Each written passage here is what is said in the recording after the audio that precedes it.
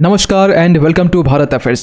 क्या कभी एक रॉबोट सुसाइड कर सकता है? जी हाँ, बिल्कुल। साउथ कोरिया से एक ऐसी अपडेट निकल के आ रही है कि जहां एक रॉबोट ने सुसाइड किया है और जो सुसाइड का जो तरीका था बिल्कुल कैजुअल था। आप समझ सकते हैं कि जो स्टेयर्स होते हैं, जो सीढ़ियां होती है ना, सीढ़ियों से गिरते हुए ये जो रॉबोट है ये सुसाइड कर लिए। जो आप टैंक जैसा देख पा रहे हैं, वॉशिंग मशीन की तरह, एक्चुअली ये एक आर्टिफिशियल इंटेलिजेंस बेस्ड एक रॉबोट है जिन्होंने रिसेंटली 25 जून के आसपास में साउथ कोरिया में सुसाइड कर लिया है। आप पूछेंगे ऐसा क्यों? ऐसा इसलिए क्योंकि इनके ऊपर एक वर्क बर्डन था, क्योंकि इस रॉबोट से जितनी काम करवानी थी, एक्चुअली आपको बता दें कि इस रॉबोट से डेली बेसिस पर 9 आवर्स काम करवाने थे। आगे हम बात करेंगे किस तरह का काम, लेकिन इस रॉबोट से इतनी ज्यादा काम करवाई जा रही थी कि इनके पास में रेस्ट करने के भी टाइम नहीं थे। एक्चुअली जो रॉबोट होते हैं वो तो एक्चुअली मशीन होते हैं, आर्टिफिशियल इंटेलिजेंस बेस्ड मशीन, और इतने ज्यादा वर्कलोड होने के कारण फाइनली ये रॉबोट सुसाइड कर लेता है। और ऐसी रिसेंटली एक मूवी आई थी, जो मूवी थी तेरी बातों में ऐसा उलझा जिया। ये जो मूवी थी जिसमें बेसिकली कृति सेनन और शाहिद कपूर की फिल्म थी,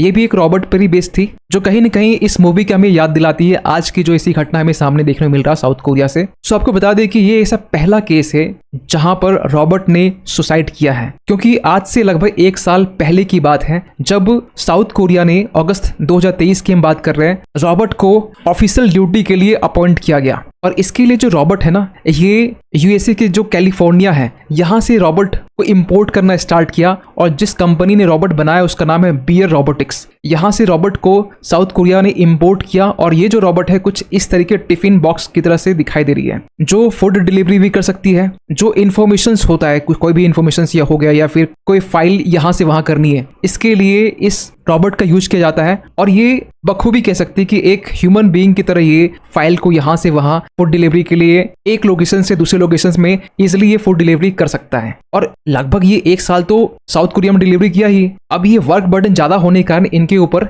सुसाइड वाली टेंडेंसी आने लगी है, क्योंकि इनकी ये जो टाइम डिसाइड किया गया था, एक वर्क टाइम, ये 9 AM से लेकर 6 PM तक डिसाइड किया गया था। और आपको बता दें कि इस रॉबोट को एज ए सिविल ऑफिसर कहा जाता है साउथ कोरिया में। सिविल ऑफिसर आप समझ सकते हैं कि इंडिया में आप यूपीएससी निकालते हैं, स्टेट पीसीएस निकालते हैं, तब आप सिविल सर्वेंट बनते हैं। और यहाँ पर जो रॉबोट है, अगर वो ऑफिशियल ड्यूटी कर रहा है तो उसे यहाँ पर सिविल ऑफिसर कहा गया। और ये ऐसा पहला केस है जहाँ पर एक सिविल ऑफिसर सुसाइड कमिट करता है। और एक चीज आपको ऐड कर दे कि आज के टाइम में ना साउथ कोरिया में रॉबोट का यूज करना ना ये कोई नई बात नहीं है। पूरी दुनिया में ना साउथ कोरिया में रॉबोट की जो डेंसिटी है सबसे ज्यादा है, हाईएस्ट है। यहाँ आपको हर एक 10 एम्प्लॉयज में से एक इंडस्ट्रियल रॉबोट आपको देखने को मिल जाएंगे, according to the International Federation of Robotics. जो आप यहाँ पर बॉक्स देख पा रहे होंगे, ये कुछ बॉक्स व्हाइट कलर का, ये आपका एक रॉबोट है जिसमें आप फूड डिलीवरी कर सकते हैं, फाइल को ट्रांसफर कर सकते हैं, और कुछ इस तरीके के यहाँ पर रॉबोट्स का यूज किया जाता है साउथ कोरिया में, जिसने रिसेंटली यहाँ पर सुसाइड कमिट किया है। और ये कुछ इस तरीके से हुआ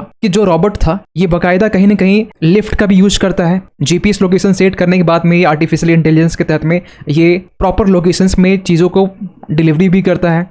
लेकिन हुआ ये जो रॉबोट आप देख पा रहे होंगे, ये स्टेयर्स के ऊपर में अचानक पहुंचा। और अचानक पहुंचने के बाद में कुछ टाइम तो वो गोल गोल घूमता रहा, जिससे किसी इंसान को चक्कर आता है ना, वो गोल गोल घूमता है। उसके बाद में चक्कर खाने के बाद में ये नीचे से ऊपर से नीचे गिरता है। और गिरने के बाद में इसके जो टोटल जो पार्ट्स होते हैं ना वो बिखर जाते हैं, जैसे कि आप यहाँ इमेज में देख पा रहे होंगे। वैसे जो सिटी काउंसिल्स है साउथ कोरिया की, वो फिलहाल अभी इस पूरे मैटर की इन्वेस्टिगेशंस कर रही है। ये जो पूरा मामला है सामने कैसे आया, क्यों यहाँ पर स्टेयर्स से जो रॉबोट है वो नीचे गिर गया और अल्टीमेटली इसकी डेथ हो गई। लेकिन जैसे ही ये घटना सामने आती ना, लोकल मीडिया जो है वो क्वेश्चन करना स्टार्ट करती है कि रॉबोट ने सुसाइड कर लिया है। पूरे सोशल मीडिया में साउथ कोरिया में एक क्वेश्चन से चलने लगा कि ज्यादा वर्क करने के कारण रॉबोट ने सुसाइड कर लिया है, एक डिलीजेंट सिविल ऑफिसर ने कर लिया सुसाइड। और इसके बाद इंटरनेट यूजर्स, जिसे हम नेटिजन्स भी कह सकते हैं, सोशल मीडिया में पोस्ट करना स्टार्ट करती है कि वर्कलोड ज्यादा होने के कारण, बर्डन ज्यादा होने के कारण एक रॉबोट ने सुसाइड कर लिया। कुछ लोगों ने यह भी कहा कि I pray that scrap metal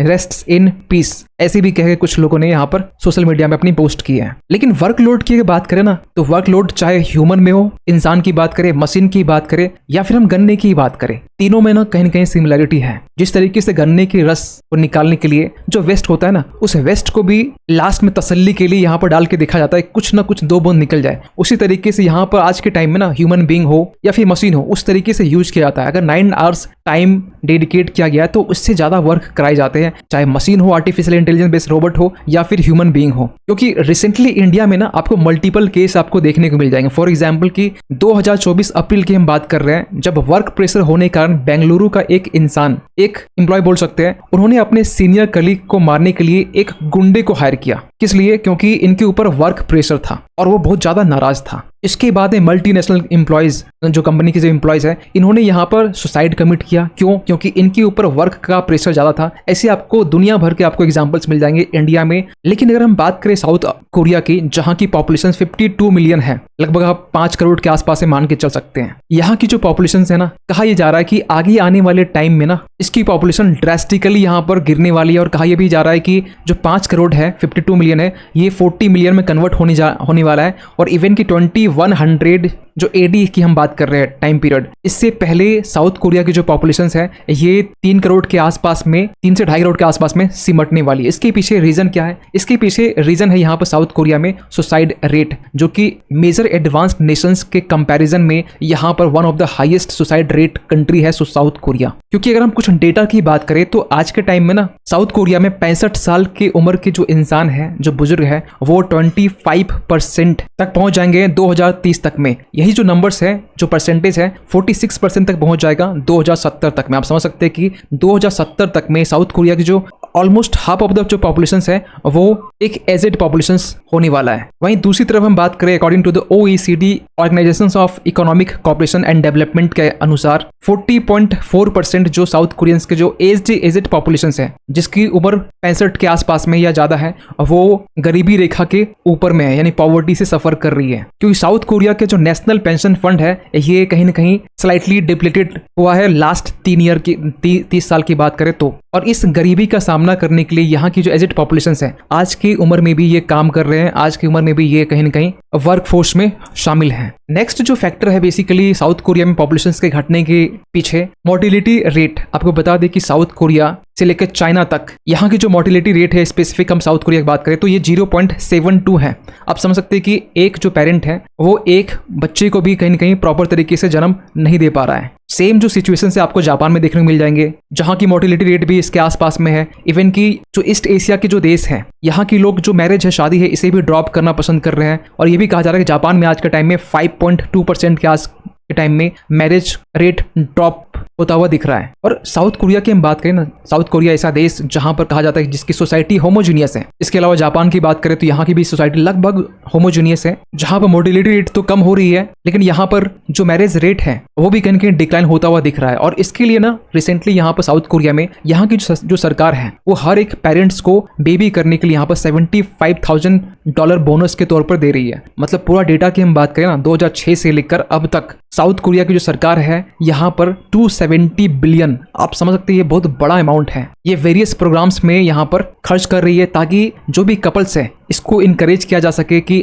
उनके पास में ज़्यादा यहाँ बच्चे हो, उनको फाइनेंशियल इंसेंटिव्स मिल सके, चिल्ड्रन केयर जो सर्विसेज है वो प्रोवाइड किया जा सके, यहाँ तक कि जो फर्टिलिटी ट्रीटमेंट है इसके लिए भी सपोर्ट प्रोवाइड किया जा सके। और इसके लिए साउथ कोरिया के जो प्रेसिडेंट है यून सुक येओल, इन्होंने यहाँ पर यह कहा है कि जो फॉलिंग बर्थ रेट है इसे एड्रेस करने के लिए सबसे पहले प्रायोरिटाइज करते हुए ये कुछ एक्स्ट्रा ऑर्डिनरी जो मेजर्स हैं वो आगे के टाइम में लेने वाले हैं। और इसी को देखते हुए यहाँ पर रिसेंटली 7000 ऐसे AI based artificial intelligence based जो रोबोट है, बेबी रोबोट आप कह सकते हैं, जैसे कि आप इमेज में यहाँ देख सकते हैं, ये इंपोर्ट किया गया है। क्योंकि जिनके पास में जिन ग्रैंड मदर के पास में बेबी नहीं है, जिनको ये चाहते हैं कि हमारे पास में छोटा सा एक पोता हो या फिर जो नाती बोलते हैं ये हो, उनके साथ हम खेल सके, उनके लिए यहाँ पर ऐसे 7000 रोबोट्स मंगाए गए हैं। ऐसे आपको वेरियस आपको एग्जांपल्स मिल जाएंगे जहां पर ग्रैंड मदर जो है एक AI बेस्ड रोबोट के साथ में चिपक के इन्हें लाड प्यार दे रही है। आप इधर भी देख सकते हैं, बहुत सारे ऐसे इमेज आपको देखने को मिलेंगे। और नेक्स्ट जो फैक्टर है ना, बेसिकली साउथ कोरिया की जो पॉपुलेशन डिक्लाइन होने के पीछे सुसाइड रेट के अलावा